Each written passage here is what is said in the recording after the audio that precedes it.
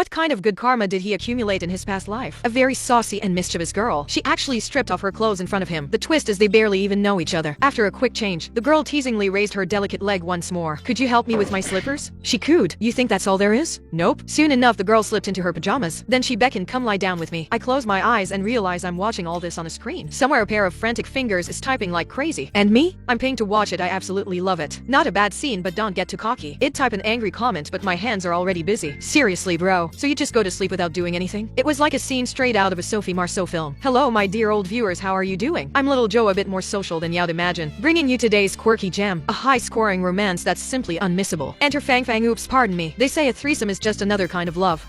In the beginning, our underwhelming hero is named Alexander. He's been engaged for a whopping 5 years. He was on the verge of getting married, yet he always hesitated. 5 years, it felt like an eternity, like an endless birthday celebration. His fiancée even gifted him a pair of slippers. What's that supposed to mean? He wondered. Am I just a broken shoe now? Don't worry about it. These slippers are all part of a crafty trick. Only the wearer receives the real prize. Oh, this twist is brilliant. Family planning has never been so refreshingly quirky. But at his future father-in-law's house, he discovered that his in-law owned an identical pair. What on earth was the director hinting at? Hey, what are you thinking? It meant his fiancée didn't really care about him at all, and she felt a pang of guilt about it. So she prepared an even bigger surprise. Alexander returned the very next day, greeted by a powerful message from his dear fiancée. I got you a chicken, she announced. Just enjoy it in your room. Alexander, this isn't dinner, he protested. Could it be that this chicken even has 2 legs? He timidly knocked on the door. It's over. A woman's voice rang from inside. He hurriedly pleaded, get dressed already. Then summoning his courage, he pushed the door wide open. Door swings in dramatically. To his shock, his fiancée was cosplaying. It turned out it was all just a test for him. She was delighted with his performance. But when Alexander asked for a reward, her patience was already running thin. Home lock. The house was locked up tight, and Alexander was growing weary of it all. His fiancée kept sneaking off to the neighbors every 3 days. Then fate intervened. One day he arrived at his neighbor's house and saw a girl scaling a window. The girl entered and began rummaging through a cart. Clearly something was missing from that cart. Unsure who she was, Alexander dared not step outside until the girl nonchalantly placed his milk into the fridge. Who gave you permission to drink my milk? He thought. Whose milk am I supposed to drink then? Look what you've done. Isn't it high time you stopped drinking mine? Stop bickering, I'm confused. The girl's name was Fang Fang, and she happened to be the neighbor's granddaughter. They fell in love at first sight. Fang Fang even offered to share some grapes with Alexander. She invited him to take a bath in the sea together. Surely Alexander wasn't too keen on that, right? It just wasn't a realistic idea. For one thing, he didn't want to cheat physically. And secondly, he remembered his fiancée's lessons. He wanted to keep things fresh and exciting all the time. So he suggested let's chat every day. But he was careful ever to say I love you. That way technically he wasn't cheating. Or was he? What a serious predicament. His antics even managed to spook the old neighbors. After hearing it all, he grabbed an elevator and bolted, afraid he might even infect himself. Yet Alexander fancied himself a modern-day Plato. The very next day he announced, I'd invite Fang Fang over for dinner. He chose a luxurious house as the venue. Fang Fang, however, said she needed to use the bathroom. So Alexander casually pointed her to the 2nd floor. Fang Fang climbed upstairs, taking her sweet time, and couldn't help but complain when she returned. How long has this place been empty? The bathroom smells like sour milk. Alexander gave an awkward smile. Just as he was about to explain, the phone rang. A woman was calling, looking for the homeowner. But clearly the homeowner wasn't Alexander. Fang Fang wasn't stupid after all. At first glance, it was obvious.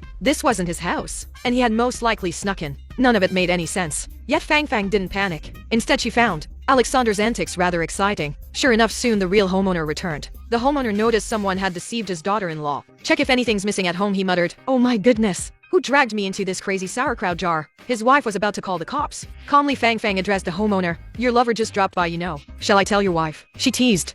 The host was so scared he unplugged his phone. Enjoy your stay, he barked. How thrilling. Fang Fang was absolutely delighted with Alexander. Alexander had never seen such a handsome fellow before. He fancied himself the knight in shining armor for Fang Fang, while Fang Fang dreamed of resting on his shoulder listening to the night birds. Picture a lonely guy and a widowed beauty in the dead of night. Suddenly the atmosphere exploded with passion. Eyes glistened at Alexander like liquid gold. Time to pay for this exclusive show. Alexander popped open a bottle of champagne, exclaiming, bro, here's to our precious friendship. Shouldn't you be toasting our romance instead? Fang Fang felt a tinge of disappointment, but she didn't want to appear too eager, so she hesitated to push further. Please take me to my boyfriend's, she said. Now it was Jia Huming's turn. What on earth was happening? You actually have a boyfriend? He asked. Yeah, I just want to keep things friendly, she replied. I'm worried you might be confessed too soon. She added, when two people break up, it never ends well.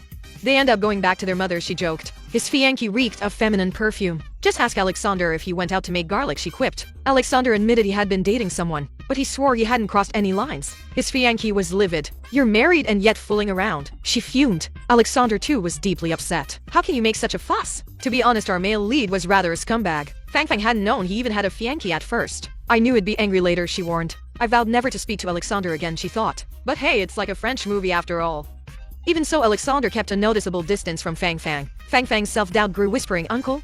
Am I really not beautiful enough?" She wondered. Girl, if he can't even afford car insurance, maybe try someone else. Just think about it. Determined, Fang Fang challenged. "I dare you to choose. Me or your fiancé. Who do you pick, me or her?" she demanded. "Of course I choose being single," he replied cheekily. "Well, whoever faints first loses," he added. "That's the question for another day. Let's talk about it later," he suggested.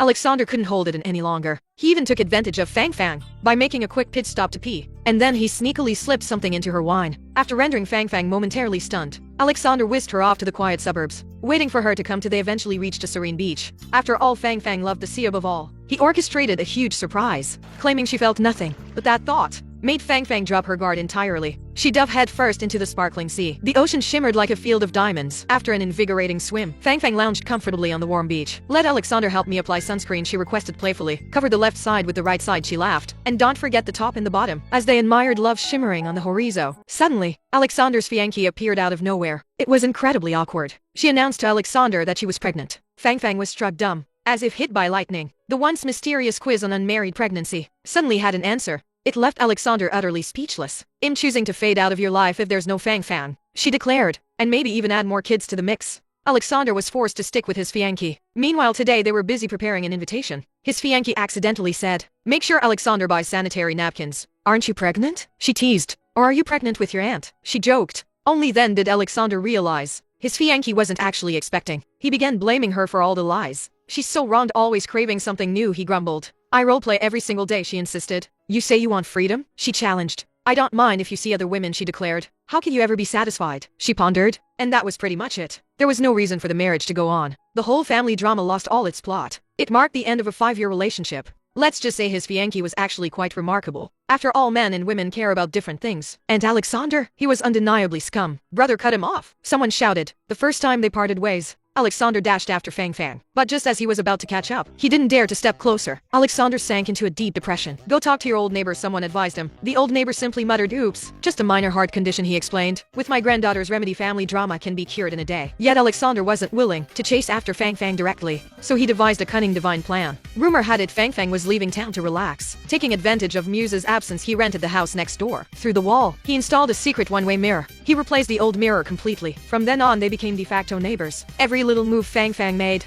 was clearly visible to Alexander, but poor Fang Fang remained blissfully unaware, and Alexander was content just by watching her. He called it his platonic love. Yet somehow even Plato began to seem disgusting, and this bizarre arrangement continued for several days. Eventually Fang Fang decided to call it off. She took the initiative to invite Alexander over for dinner. That invitation made Alexander so excited, he nearly missed it. "Let's have dinner once you finish your shower," she suggested. "How did you know I was showering?" he asked, startled. "What's that sound of running water over there?" "Yeah, I'm at the beach," she replied. "I'm so windy. Are you feeling all big and strong?" Big boss," she teased. "Are you free next Sunday?" she inquired. "I can do next week. I'm totally booked," he replied. So they agreed on a date for next Thursday. That day Alexander's heart was torn apart. Who would have guessed? Another man was in the picture? It turned out to be Fang Fang's new boyfriend. Isn't that an extra twist? He thought bitterly, watching their intimacy unfold. Alexander's mind completely collapsed, especially when her boyfriend actually slept with her. An enraged Alexander nearly contemplated suicide on the spot. Yet somehow that secret mirror saved him. Fang Fang's playful words revived Alexander's spirit. It turned out that all of it was just Fang Fang acting.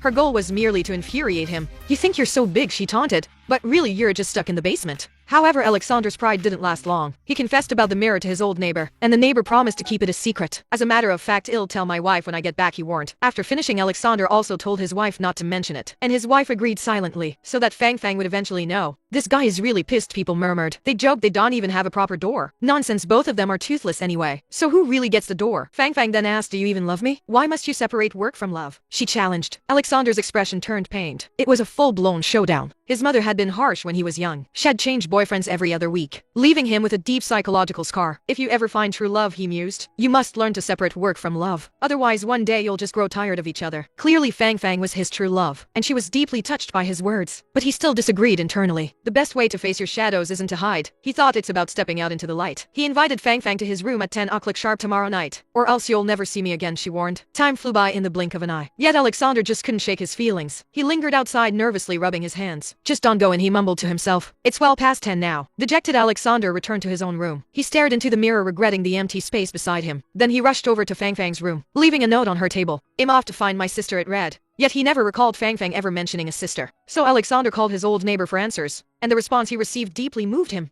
Apparently Fang Fang's sister was her closest confidant. Tragically, she had drowned in the sea at a young age. That was why Fang Fang had always been afraid of water, and why she became so withdrawn. Finally, Alexander began to understand. Is that why you always swim in the sea? He wondered. Why do you always keep that bright smile? He realized she had been bravely stepping out of the shadows. But now Fang Fang was gone. Alexander was inconsolably sad. Suddenly the mirror behind him shattered into pieces, and the wall that kept them apart finally collapsed. Fang Fang appeared right in Alexander's room. Every evening I'll leave you, she declared. Every morning I want you to chase after me. Is that all right with you? She asked playfully. Bathed in Fang Fang's scorching presence, Alexander finally shed all his lingering shadows. Even Plato would now seem like a common horse. At that moment the entire film was all about Fang Fang. I truly believe that work and love are inseparable. I was deeply moved by how the heroine emerged from darkness, but I really don't understand WH.